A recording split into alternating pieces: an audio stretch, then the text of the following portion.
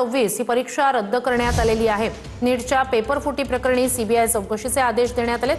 Paper फुटीनंतर नीट 2026 ची परीक्षा रद्द करण्याचा निर्णय घेण्यात आलेला आहे। पेपर फुटीनंतर परीक्षा रद्द करण्याचा मोठा निर्णय एनटीएने घेतलाय। तर पेपर फुटी संदर्भात विरोधी पक्षाच्या नेत्यांनी सुद्धा सरकारला धारेवर धरलेलं होतं आणि नीटची ही 2026 ची परीक्षा आता रद्द करण्यात आलेली आहे। 3 मे रोजी ही नीट यूजी परीक्षा झालेली होती। मात्र या प्रकरणी पेपर फुटी प्रकरणी आता सीबीआय चौकशीचे आदेश देत ही परीक्षा म्हणजे 3 मे रोजी घेण्यात आलेली परीक्षा रद्द करण्याचा निर्णय एनटीएने घेतलेला आहे। नवीन तारीख लवकरच जाहीर केली जाईल असं आता सांगितलं जातंय। पेपर फुटी संदर्भात विरोधी पक्षाच्या नेत्यांनी टीका केलेली होती। 3 मे रोजी झालेली ही नीट यूजीची परीक्षा आता रद्द करण्यात आलेली आहे आणि या पेपर फुटी प्रकरणी सीबीआय चौकशीचे आदेश देण्यात आले। त्या सगळ्या प्रकरणी रोहित पवार यांनी नेमकं काय म्हटलंय, काय पोस्ट केली पाहूया। तर एक्सवरचं त्यांची ही पोस्ट आहे। 281 प्रश्न असलेल्या गेस्ट पेपर मधील 131 प्रश्न जसेच्या तसे नीटच्या प्रश्नपत्रिकेत येत असतील तर 2024 प्रमाणे यंदाही नीटच्या परीक्षेत पैशांचा मोठा खेळ झाला हे स्पष्ट आहे।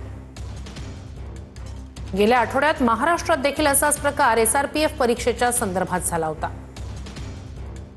तर नीट यूजी परीक्षा 2026 आता रद्द करण्यात आलेली आहे। एनटीएने हा निर्णय जारी केलेला आहे। पेपर फुटी नंतर या प्रकरणी सीबीआय चौकशीचेही आदेश देण्यात आलेले आहेत। मात्र महत्त्वाची अशी विद्यार्थ्यांसाठीची ही नीटची परीक्षा नीट 2026 जी 3 मे रोजी झालेली परीक्षा होती।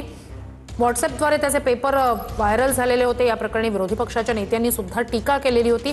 पेपर फुटीनंतर आता ही नीट परीक्षा रद्द करण्याचा निर्णय घेण्यात आलेला आहे। सीबीआय चौकशीचे आदेश देण्यात आलेले आहेत।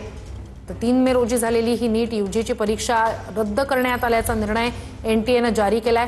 नवीन आता ही परीक्षा नवीन कोणत्या तारखेला घेतली जाणार त्याबाबत अद्याप तरी स्पष्ट करण्यात आलेले नाहीये। लवकरच याबाबतची तारीख जारी केली जाईल असं सांगितलं जात आहे। मात्र नीटची ही परीक्षा पेपर फुटीनंतर रद्द करण्यात आलेली आहे।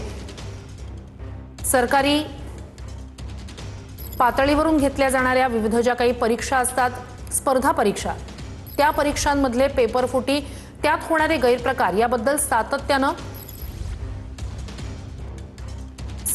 त्याबद्दल विरोधी पक्षाच्या नेत्यांकडून टीका केली जाते। त्याच पार्श्वभूमीवर ही महत्त्वाची घडामोड रोहित पवार यांनी नेमकं या संदर्भात काय एक्सवर पोस्ट केली पाहूया।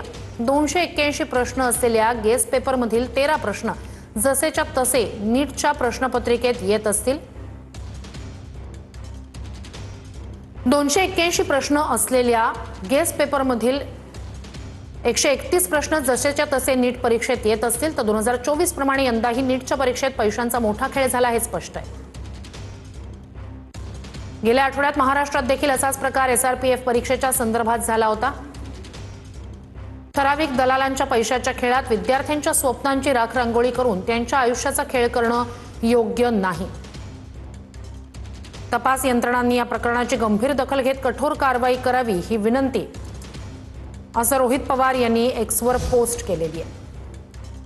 तर नीटच्या पेपर फुटी प्रकरणी आता सीबीआय चौकशीचे आदेश देण्यात आलेले आहेत। नवीन तारीख लवकरच जारी केली जाईल असं एनटीए कडून सांगण्यात आलेलं आहे।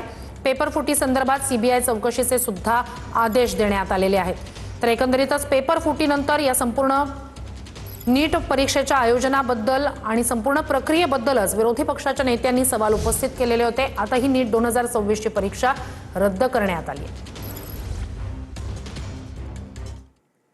पुढच्या घडामोडीकडे